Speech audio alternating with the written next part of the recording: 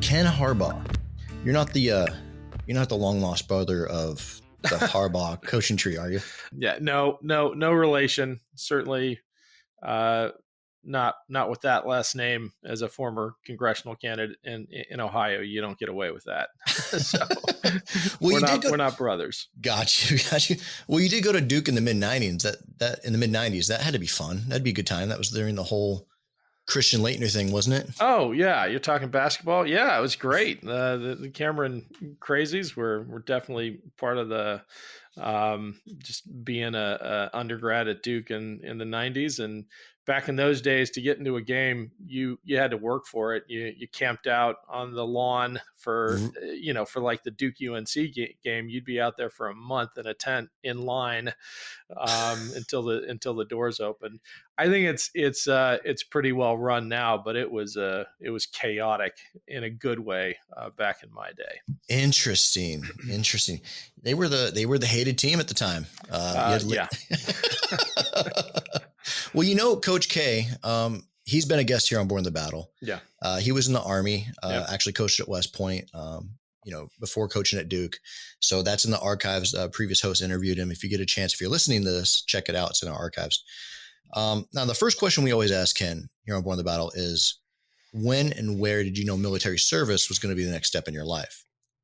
Well, I grew up in a military family, so there was that awareness all along. My grandfather flew B-17s in the Pacific in World War II. My dad was a Phantom pilot in Vietnam, and my brother, my older brother, went off to the academy, ended up flying F-16s. So you have a family of pilots. I have a family of pilots. Exactly. I decided to be the black sheep and join the Navy, which I thought would piss my dad off. I was annoyed that he was proud of me when I told him I was going to go do it. But the moment, to answer your question, came in kind of a weird way, because I never really thought of myself going down that path. I wasn't ROTC. I wasn't an academy. Yeah. Accession. I was just a regular undergrad student, and I had this moment of clarity my junior year in college. I was actually hitchhiking around Australia, of all places. I was studying over there, got to study abroad, and realized, what, I hadn't really done anything to deserve the privileges I was enjoying as an American. And literally the week I got back to the States, I walked into the recruiter's office and I said, sign me up. How do I become a Navy pilot? And they said, well, little easier said than done, but we figured it out and did the OCS thing. 13 weeks later, pinned on my ensign bars and went off to flight training. Got you. So, family of pilots, sounds like a family of fighter pilots. What kind of aircraft did you fly? Your bio said you led classified recon missions. Yeah. So I was an EP-3 pilot. Okay. There aren't many of those. So I'd forgive your listeners and you if you didn't know what I was talking about, but it is nothing like the fast, sexy planes my dad and brother flew. An EP-3 is a big fat target. We would fly laps in the sky listening to the bad guys. Got you. Yeah. Something like an AWAC or something like that. A little bit. Gotcha. That's the power of Google. I'll definitely Google it afterwards. So while you were in, give me either your best friend or your greatest mentor. Great question. I had a number of people that I really learned a ton from in the service, and it probably started honestly at OCS with my drill instructor. Sure. Back in that day, going through aviation officer candidate school, they gave you Marine Corps drill instructors, and that was my first Really? experience. Oh yeah, they did rifle drill and all that. I think it has changed quite a bit since then, but I think there was real value to that, to exposing these soon-to-be naval officers to the cream of the crop of the Marine Corps, and we had a senior chief as well. And those lessons stuck with me. And the one bit of advice I remember most clearly leaving OCS, and it was from my Marine DI actually, was listen to your chiefs. Gotcha. Yeah. This idea that you may think you're hot stuff heading off to pilot training. You got one of those coveted slots, but you really don't know very much. Listen to your chiefs. And I tried to do that my entire time in the service. Interesting that you said. I didn't know that. So, officer and a gentleman with Louis Gossett Jr., Marine drill instructor. That was Yeah. actually a thing back then. Gotcha. Interesting. Ken, you served for 9 years. What made you decide to get out? What made you decide to go? You know what? It's time. Yeah, it was a tough decision. At that point, the toughest professional decision of my life, because it was 2005, right? We're in the middle Yeah. of not one war, but two, and leaving in the middle of wartime is tough. Yeah. I try to describe that to civilians, and a lot of them don't understand it, but I think you will, Yeah. and I Absolutely. imagine a lot of people listening will. But I had a 2-week-old little girl, and was looking at a transfer of duty station, which would likely mean a disassociated sea tour.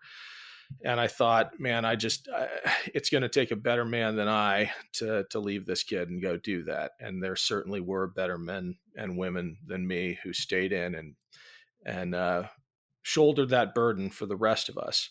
But I got out to go back to school and to be a dad, and it was really tough. I remember my first semester I went to law school, um, and there was a cemetery, a pretty old cemetery across the street, but there was a new grave in it from a soldier who died in Iraq, and I would just sometimes walk by it and ponder it and the sacrifice that other people were having to make so that I so that I wouldn't have to, so that I could live the life I was living. And I was just incredibly grateful for that, and still am. Yeah. It's funny how you look at something like that and you go, you know, why him and not me? And you have those kind of feelings. I think a lot of us do go through that. But and you said it takes better men, but hey, it takes a man to be a dad too, and understand that too. It's very interesting to process those emotions and feelings. How were you able to process that yourself? Not well, honestly. Okay. And I'm the first to admit that I had it easy. Like, I had a supportive family. I actually had a career path ahead of me. Yeah. But you go from 9 years in the Navy, and one of the neat things about the EP3 is you're out there. You're flying actual real world missions. You matter, and you become a student. And especially at a place like, I was at Yale Law School, especially at a place like Yale Law, where there are very few veterans. At the time, ROTC wasn't allowed on campus, so Wow. there were no uniforms on campus either. In my entire class, there was only one other veteran. My entire class, there was maybe one professor out of several hundred who had a military background. Wow.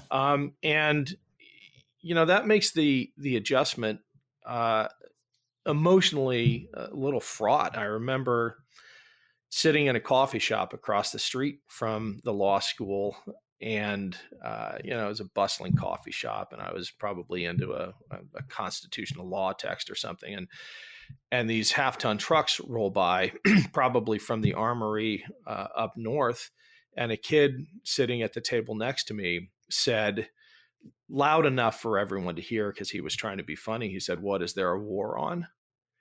And this would have been '05, right? Like I Yeah. said, there wasn't just one war on, there were two. And something in me snapped. I remember standing up, I knocked my drink over. I was walking towards this kid to give him a piece of my mind, and I realized, it's not his fault. Like, we have created these bubbles. We have asked a vanishingly small percentage of the population to shoulder this burden, Yeah. and no wonder that this ivory tower is sheltering people from the realities of war, or even the fact that there are two wars ongoing right now. Yeah. And my response to that realization was I found myself almost in a daze driving down to Bethesda Naval Hospital, because I just wanted to be around brothers and sisters who had borne the battle, right? Yeah. And that itself is an interesting story and led to an amazing journey as well. But to answer your question, yeah, I had to figure out how to cope with that transition. Did that trip down to Bethesda help you with that coping during that transition? What Yeah, was that all I about? mean, it did, and it led to. Well, I'll just tell you the story. Yeah. I got down there. I worked with the PAO to make sure I just wasn't showing up on the doorstep. But I wanted to go meet with some of the Marines. That's where all the wounded Marines were going back in Yeah. '05 Yeah.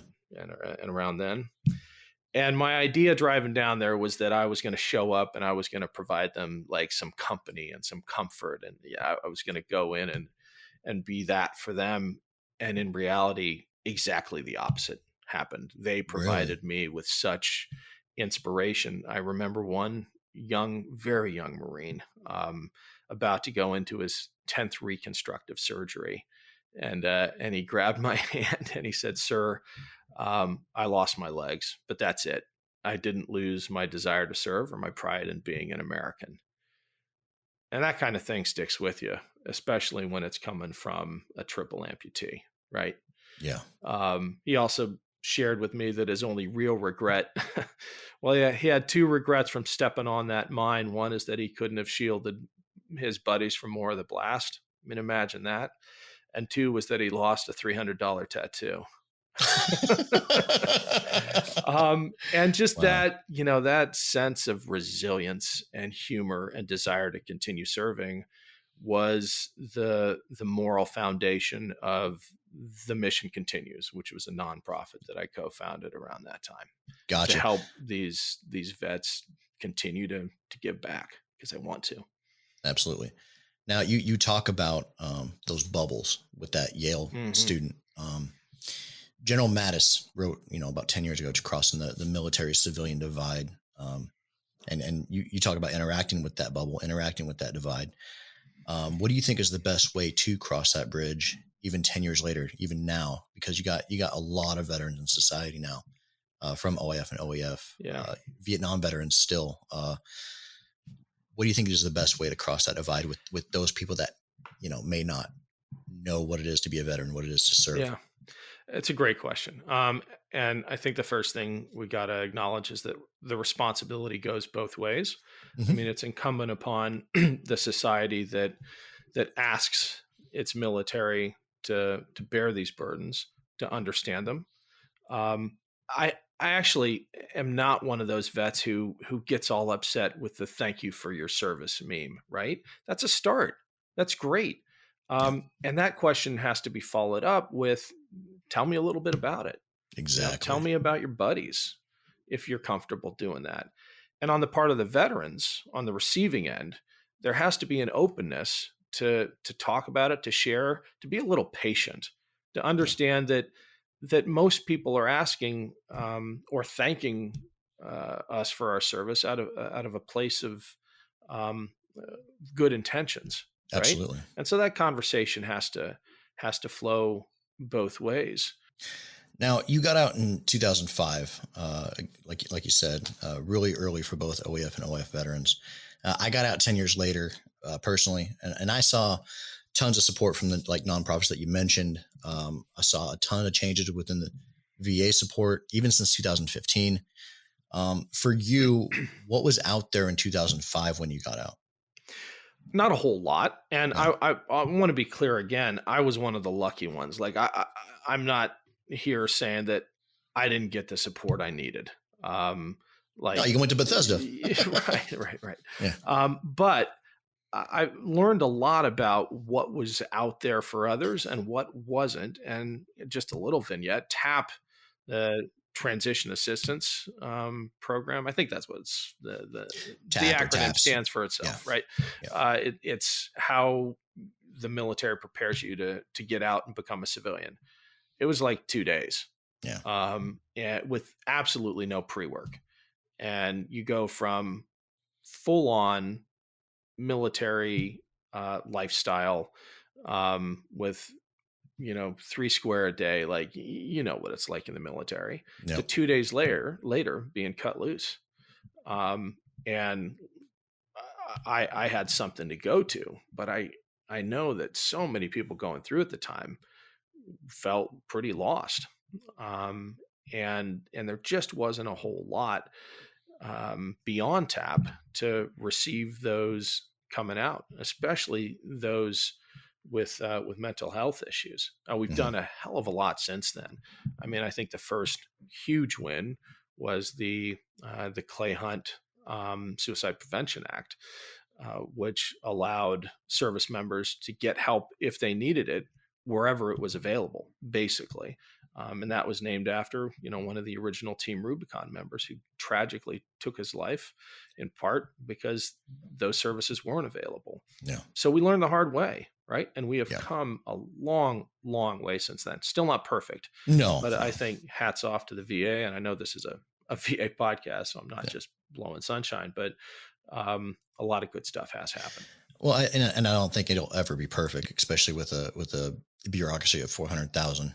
The size of 400,000 people. Yeah. But it's amazing what one person can do to affect the perception of a body of 400,000 people.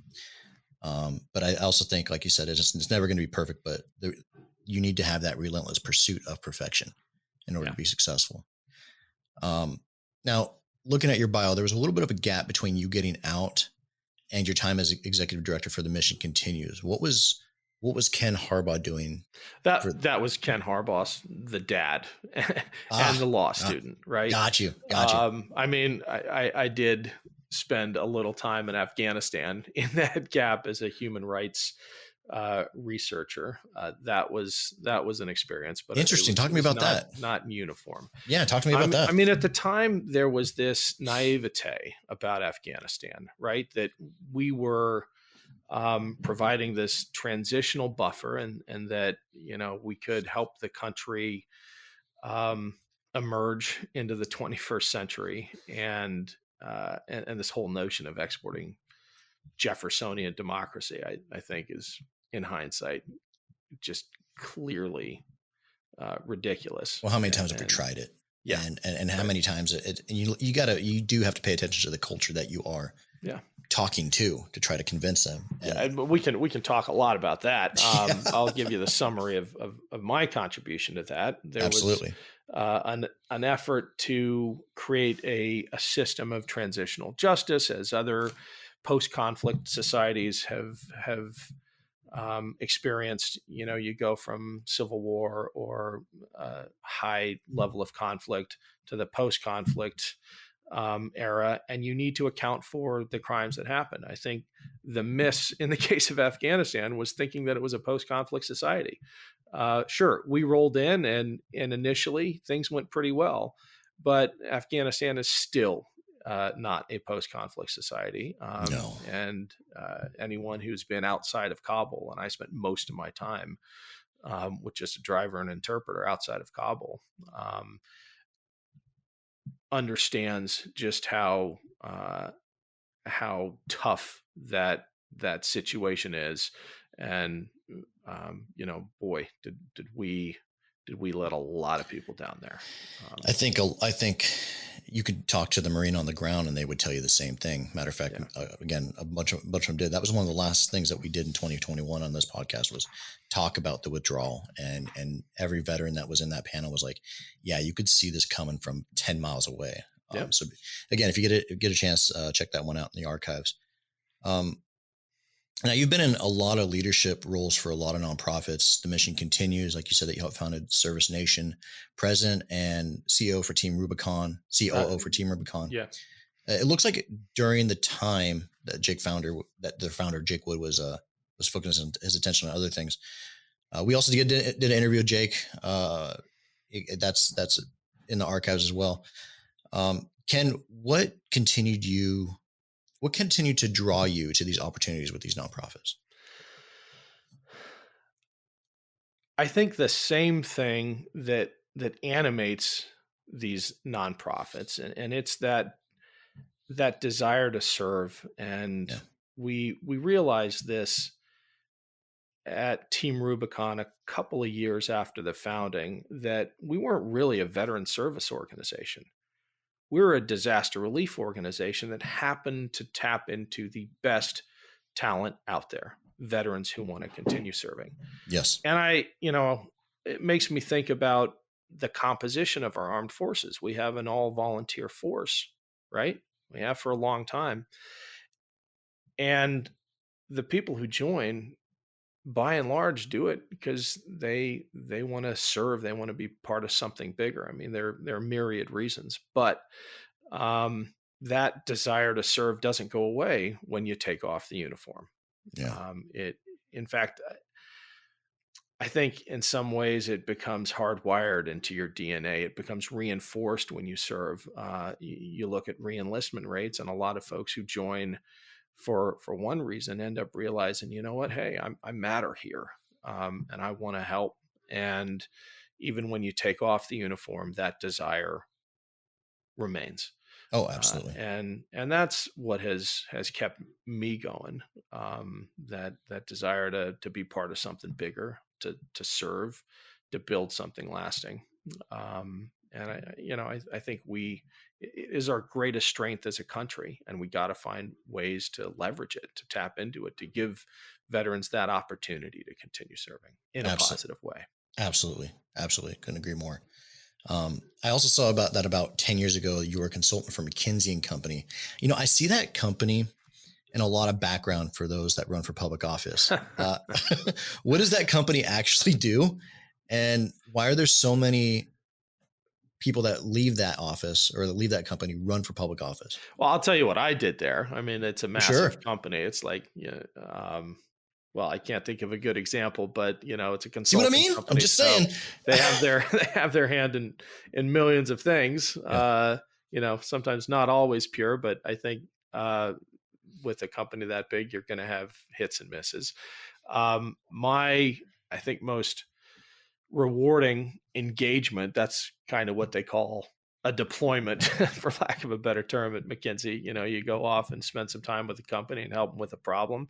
Yeah. And they sent me up to a mine in the wastes of Canada, a mile underground, because they needed someone who could essentially translate for the miners and talk to the front office, and help like the suits understand what was actually going on with downtime in the mine shaft.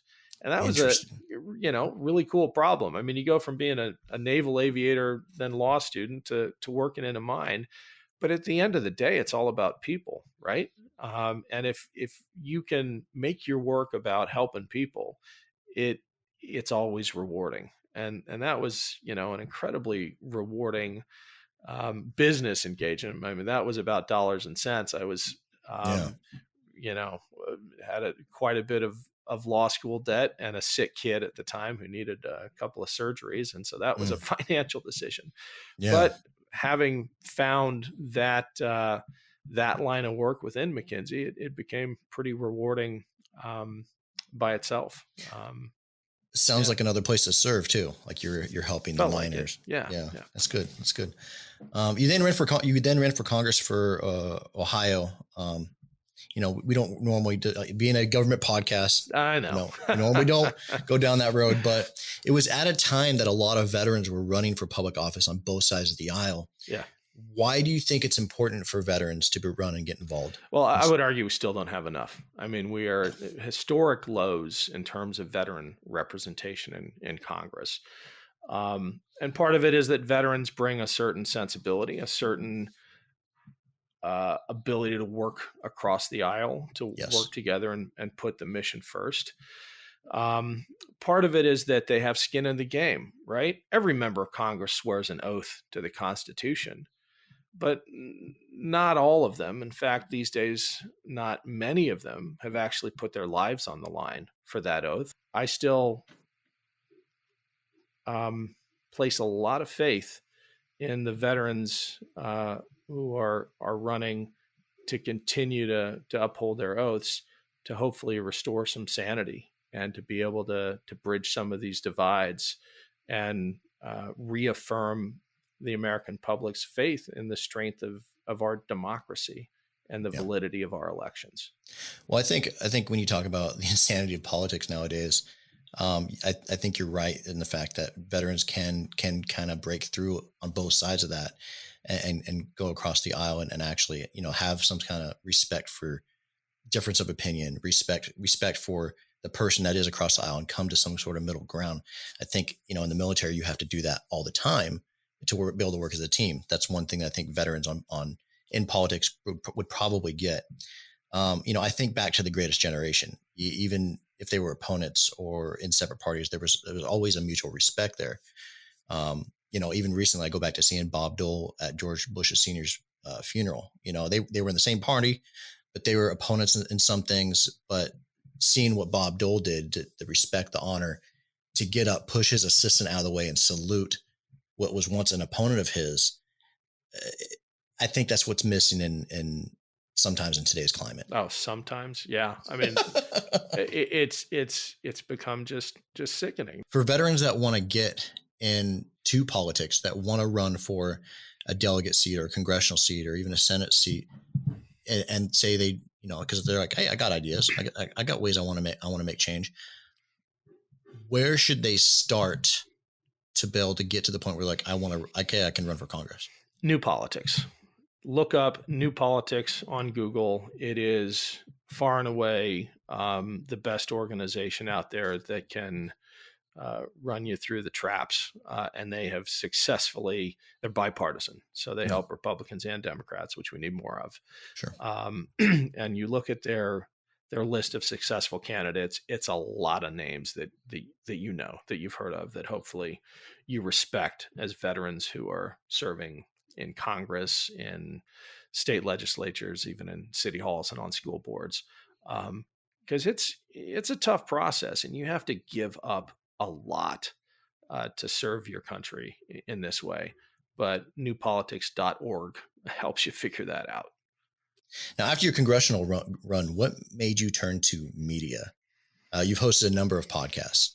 Now, these have been in podcast networks. Reclaiming Patriotism was with Crooked Media. Yeah. Funny name, by the way. While Medal of Honor, and your current podcast, Burn the Boats, is with Evergreen Podcasts. How did these partnerships form?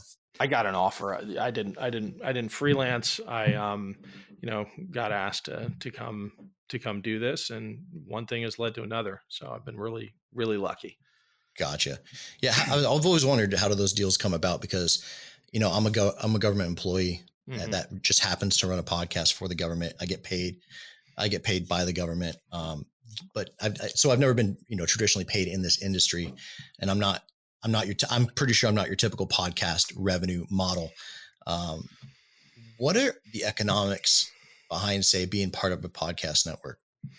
I don't run the business side, and I'm glad that I don't, but it's still largely an ad-driven model, right? I mean, This is the boring stuff, but sure. Most but podcasts, there might be a veteran out there wanting to start a podcast. And, reach out to me. You can find the Evergreen contact info on the page. Yeah.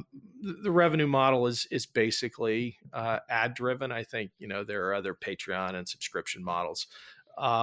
And the reality is that the vast majority of podcasts make no money, or lose money.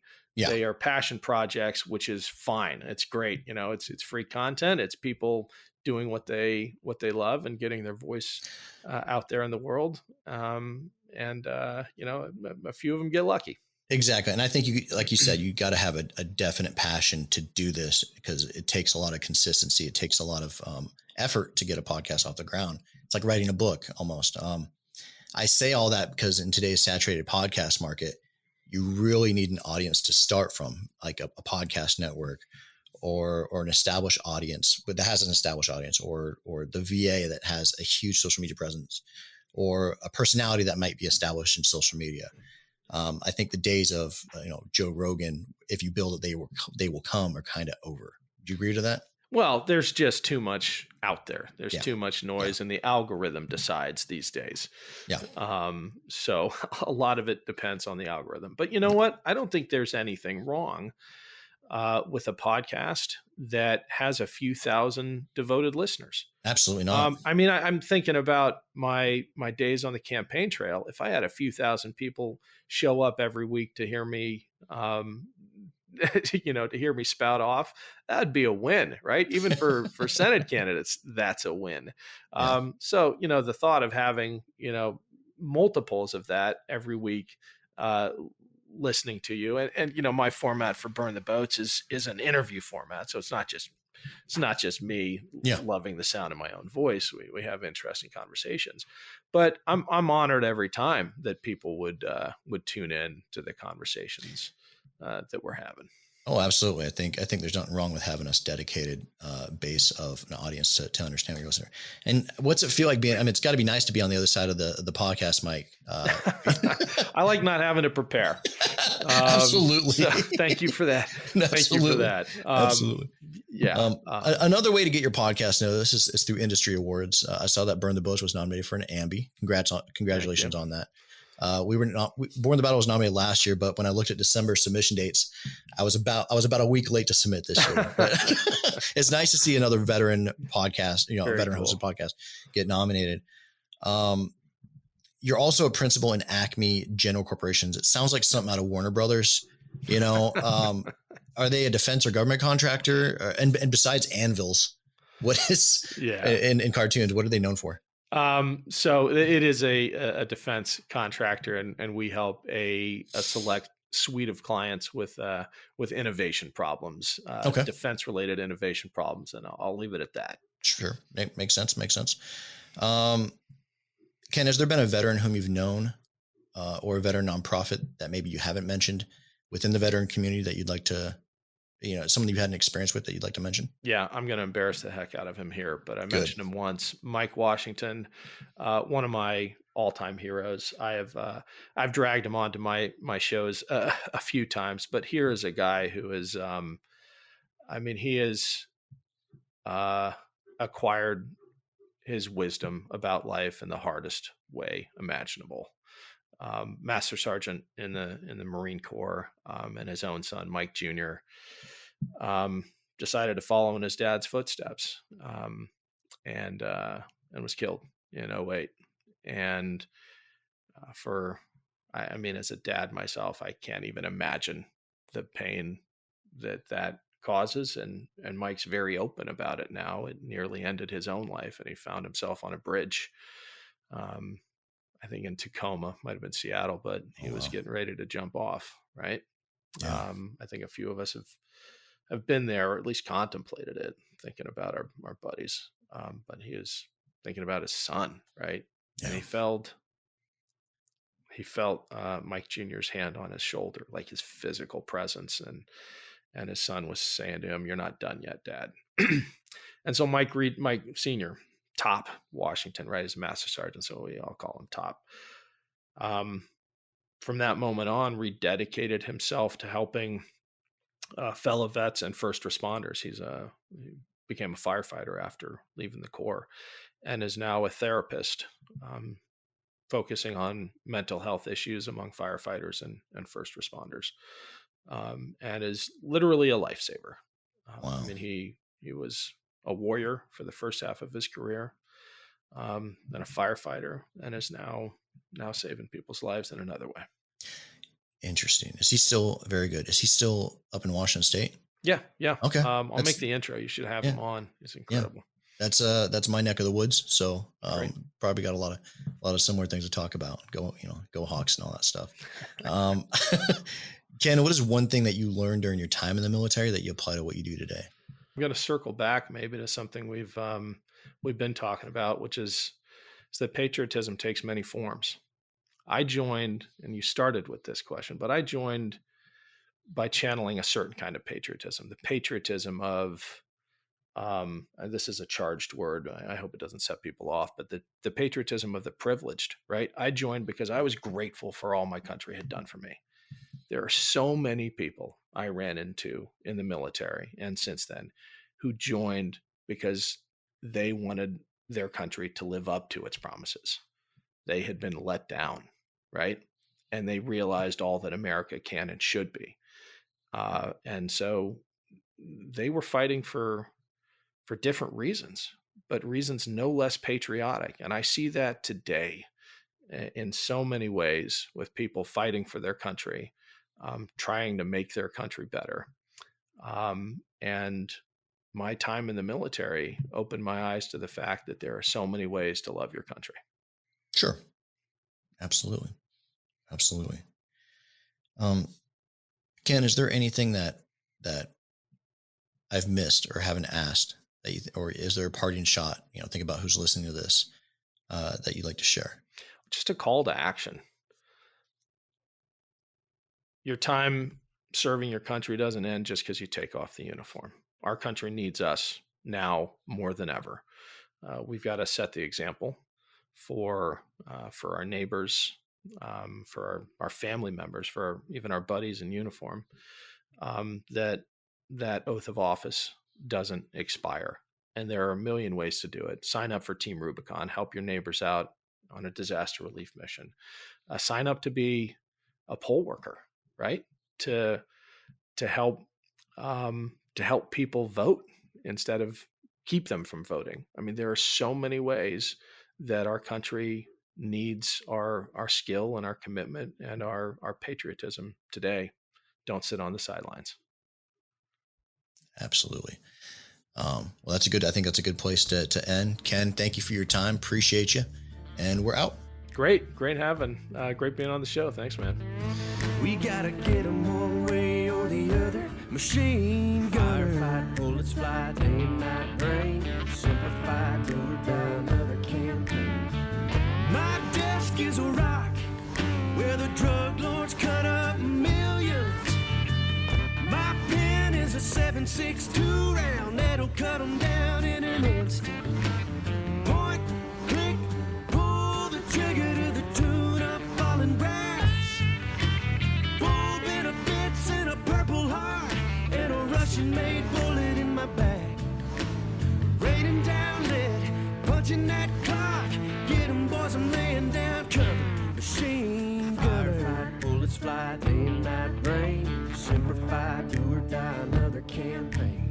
Here we go, lock and load, 0331, lug 1,000 rounds, and I ain't bringing back one.